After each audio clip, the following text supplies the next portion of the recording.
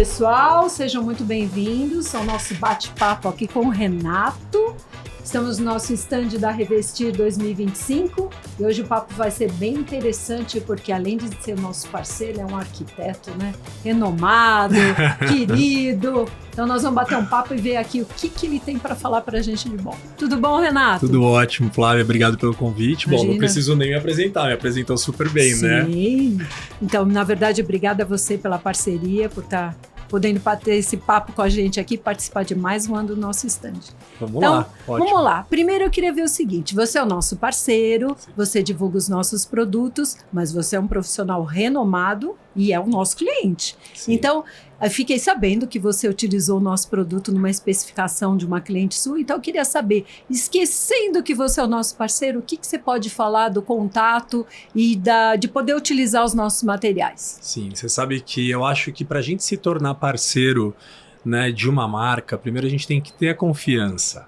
Você precisa usar o produto, entender esse processo de fabricação, as qualidades, né, quais são as vantagens, os benefícios do material, para então levar essa especificação para o cliente, defender o seu produto como um primeiro vendedor e então colocar na casa dele com tranquilidade. Porque eu acho que o que todo profissional evita é dor de cabeça futura. Sim. E o produto de vocês, quando eu pude conhecer, eu falei, tá aí. Essa é uma solução que funciona em diversos casos. Coincidentemente, um cliente chegou a mim e falou, Renato, eu preciso reformar essa cobertura em tempo recorde. Tá. Você consegue? E é sempre assim, né, Flávia? A gente nunca tem muito tempo de projeto. Sim. Só que o que eu acredito também é a falta de planejamento acaba trazendo uma extensão de tempo de obra. Sim. Então eu gosto de me planejar, eu gosto de estudar, entender quais são os materiais, as dificuldades de projeto que eu vou implementar ali naquele desenho, para quando isso for para a obra, já está mais redondo e bem resolvido. E eu falei, ótimo, o que a gente pode fazer? Sugiro isso. Vamos trocar esse piso. De jeito nenhum. Não quero trocar o meu piso porque, primeiro, isso vai me custar muito caro e eu não tenho esse prazo. E eu fiquei refletindo, sabe, sobre isso. Eu falei, de fato, prazo não vai ter. E o prazo é o primeiro ponto que limita a nossa criação. Certo. Fato, né? Eu no 24 horas para redecorar o tempo todo, elaborava o projeto pensando nas 24 horas. Nesse caso, apesar de não serem 24 horas, serem mais, eu também tive essa limitação. E eu falei, gente, vou transformar esse piso... Quer dizer, transformar essa casa sem mudar esse piso é não transformar esse espaço. Ele tinha uma mistura de piso frio. E aí eu entrei com a sugestão para ele, eu falei, se a gente entrar aqui com laminado? Só que na área dos quartos já existia um outro tipo de piso, de revestimento, que era um amadeirado também. Falei, vamos bater o mesmo tom. A gente segue com a mesma cor, trazendo uma unidade para essa cobertura. Certo. Mas a gente aplica algo aqui que seja rápido para você. Certo. E aí, quando eu sugeri vocês, na hora ele topou e a gente fez essa instalação. E eu vou te falar uma coisa. Em um dia de trabalho, o apartamento estava transformado. Resolveu. E é muito gostoso ver isso, a transformação rápida. Foi muito legal. E ele ficou contente, feliz da vida. Ai, que legal. Porque às vezes você até toma contato, assim, você conhece o produto, mas não teve a experiência ao vivo, né? Porque uma coisa é você ter conhecimento do que é. Tem vários tipos de revestimento para todos os casos e bolsos. Isso. Mas aí, quando você está vivenciando aquele problema, você fala, puxa, e agora? E aí você aplicou aquilo que você conheceu, né? Exato. E a experiência foi boa. A experiência foi ótima. Está sendo ótima. Por que está sendo? Ele gostou tanto dessa transformação e de tudo que foi feito nessa área interna da cobertura que resolveu fazer o quê? As áreas externas da cobertura. São 2 terraços. Que legal. Então, assim, é um cara que viu a transformação e valorizou isso. Porque é importante esse cliente que valoriza a mudança da casa e valoriza a casa também, porque aí traz um reconhecimento do nosso trabalho. Então, a gente, nesse cliente especificamente, eu estou exatamente nesse cenário, fazendo ampliações de uma reforma que, a princípio, seria um tempo bem curtinho, mas agora ele já está morando lá, né? E aí você acaba até utilizando até a experiência dele para continuar fazendo o trabalho, né? Com certeza, e sabendo que ele está satisfeito com o que está sendo feito lá e o que já foi realizado também. Isso é legal, porque uma das preocupações que a gente tem, né, é você ter as soluções, é exatamente isso que a gente fala, em termos de solução para a construção civil, que seria a nossa divisão, né? mas você vê, você tem o produto, se você tivesse que especificar o piso vinílico, você já teria um tempo maior, porque você teria que preparar a base e ia danificar, né, o material que ele tem lá no revestimento, né? E o piso laminado é um tapete. E isso que você está falando foi realmente muito importante, porque eu não precisei remover o piso da casa dele, o piso existente, né? Certo. Então, o laminado ele permite esse piso sobre piso, sem sobrecarga, basicamente. Sim. Então, isso também foi um ponto importante na definição, na decisão do material, sem dúvida. Agora, falando em definição, você até tocou no quesito de produto que ele tem um piso de madeira, né? Porque quando a gente fala de estrutura de madeira, não é todo mundo que conhece, tem que ser um profissional, né? Que nem você como arquiteto, um design de interiores.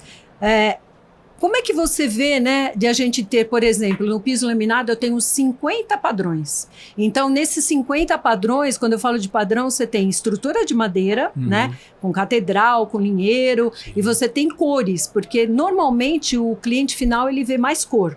Né? É difícil ter alguém que tem um pouco mais de percepção de não enxergar que é só cor, é uma estrutura. Como é que você vê isso de a gente ter essa linha de padronagem que você pode trabalhar? Isso ajuda no teu trabalho? Sem dúvida, ajuda muito e eu acho que é fundamental. A gente precisa ter as opções, né, de acabamento. E quando eu falo opção de acabamento, é realmente o tom. Né? Não falo de acabamento superficial, de brilho ou não brilho. Eu acho que o tom faz diferença. Por quê? Eu não acredito que o projeto de arquitetura ele tenha que seguir completamente com o mesmo tom. Piso, paredes, móveis, marcenaria. Não precisa. Mas a gente precisa criar harmonia. Uma harmonia, uma composição interessante e leve. Só que não é qualquer tom que vai com qualquer tom. Sim. Então, quando a gente tem uma gama de acabamentos, de tons, facilita muito a vida do profissional na hora de fazer exatamente essas composições e não criar aquele projeto super monótono, tudo na mesma cor. Então isso é muito positivo também. Como se fosse um monolito, né? Exato. Tá. E aí e como é que você vê de a gente também ter esses... Porque você vê, a gente faz um trabalho junto com o pessoal da indústria e venda. Então eu tenho padrões que eu combino no piso, né, com o painel para poder fazer esse trabalho, esse jogo de soluções. E tem padrões que são iguais para você também fazer uma personalização, de fazer um produto que vai no chão, que é igual no painel e que combina com o ripado. Você utiliza bastante isso nos seus projetos também, Uso Renato? muito também. E durante algum tempo eu fui resistente à mistura dos tons.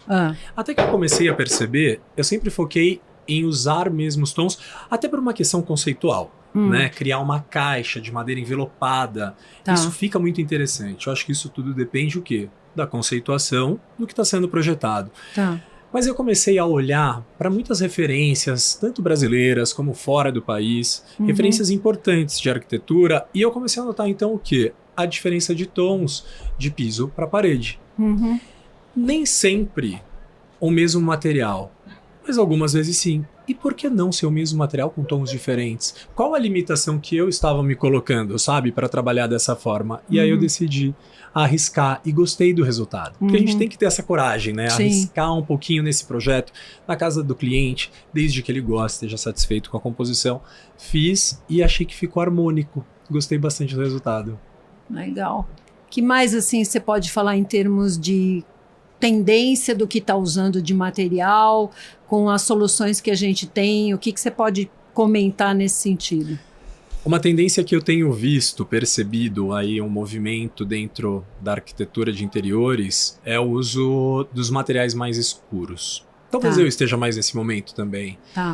A madeira, o amadeirado mais escuro, mais fechado, e talvez aí, Flávia, esse meu pensamento sobre a aceitação a respeito de tons diferentes. Quando a gente trabalha com um amadeirado mais escuro, por exemplo, num painel de parede, o piso precisa ser mais claro para abrir um pouco esse espaço. A gente sabe que cores dependendo escuras... do tamanho, né, mais ainda. E tamanho do ambiente fecha, retrai. A percepção é essa.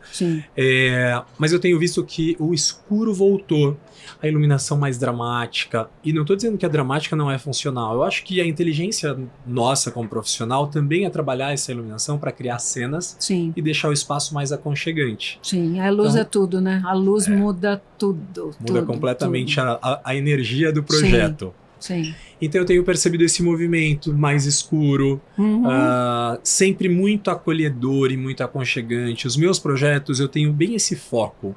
Outro dia me perguntaram, mas qual é o estilo de arquitetura que você se identifica? Aí eu fiquei refletindo, sabe? Porque eu acho que o meu cliente impacta muito na minha produção. Mas é uma arquitetura, tem algo nessa arquitetura que eu não abro mão, que é o acolhimento, é o afeto. Então, essa arquitetura do afeto, você se sentir confortável, seja no seu ambiente de trabalho, seja na sua casa, seja em qualquer lugar, seja na sua loja, no ambiente comercial. Por quê? Se ele é confortável em casa, você se sente melhor lá dentro, no seu momento de lazer, no seu momento em família ou em descanso.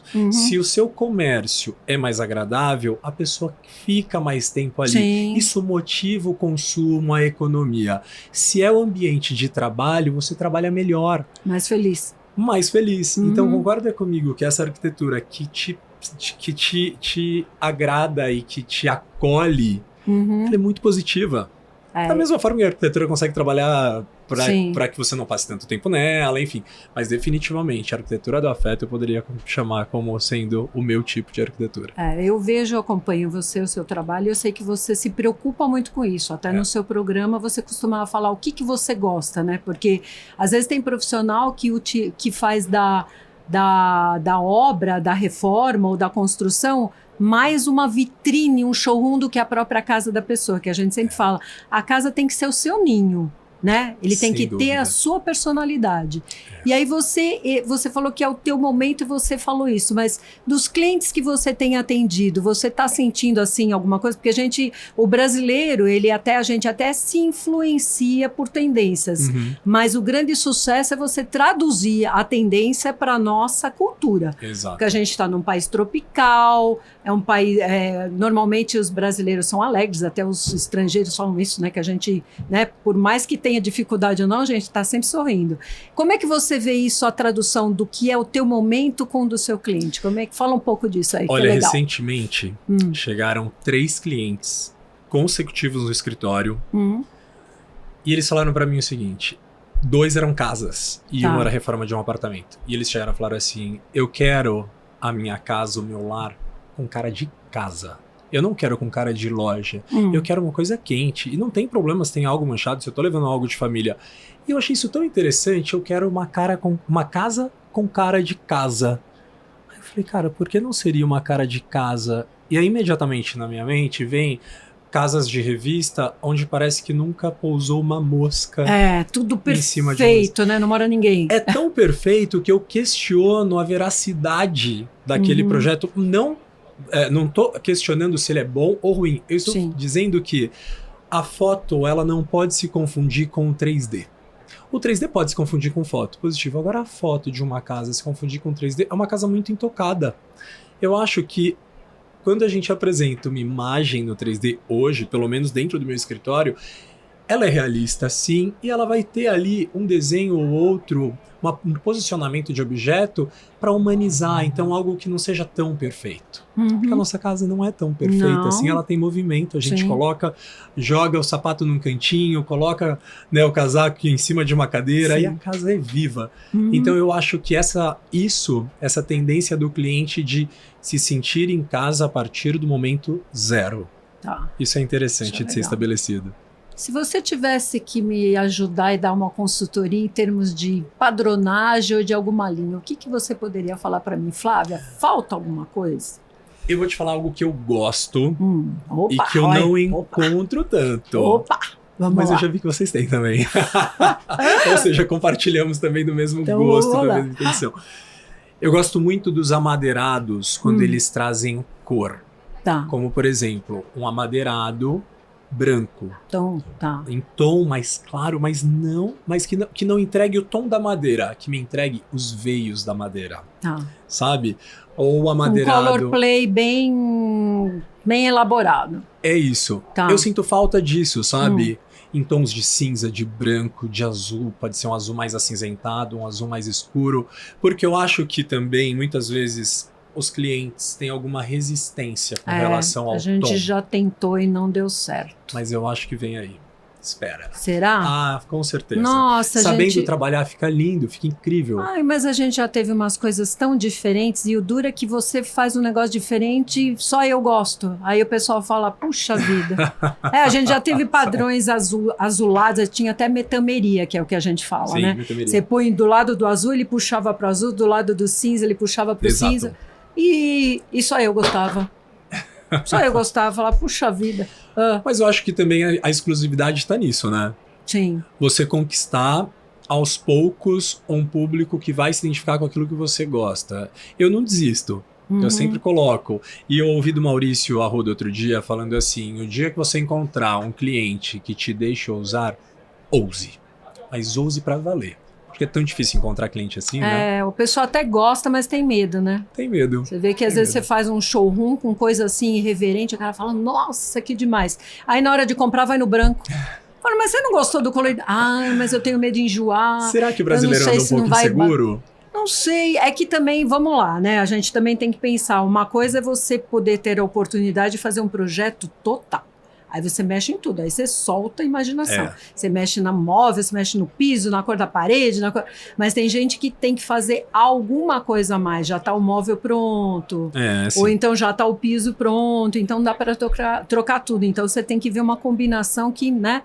E depende se o piso vai ser um protagonista ou vai ser só um coadjuvante. Me lembro uma vez, isso deve ter sido em 2016, Casa da Cor São Paulo 2016, Jockey Club. Tá, lembro. Acredito que tenha sido 16 ou 15. Uma sala inteira com piso de madeira, tonalizado em um verde, quase um verde água. Foi o espaço mais comentado daquele ano. Olha que interessante. Então, por que alguém tem que dar esse primeiro passo? Para encorajar os demais a entender se gostam ou não. Porque tá tudo bem não gostar também. Sim. Mas se gosta, já viu aplicado. E aí sim, toma essa decisão com menor risco. Menos insegurança. Renato, super obrigada por esse papo. Obrigado. Se pudesse, eu ficava com você até depois de amanhã. Eu até também. mais. Obrigado. Muito obrigada, viu? Obrigada por tudo, por participar com a gente aqui, ser nosso parceiro, que você é maravilhoso. Muito obrigado pelo convite de novo. Viu? É um prazer estar com vocês. Obrigada. É um prazer conhecer cada vez mais os produtos de vocês, os lançamentos, tudo que está em linha há mais tempo. E muito sucesso aqui na feira. Obrigada, para você também, sempre. Obrigado. Obrigada, Beijos. gente.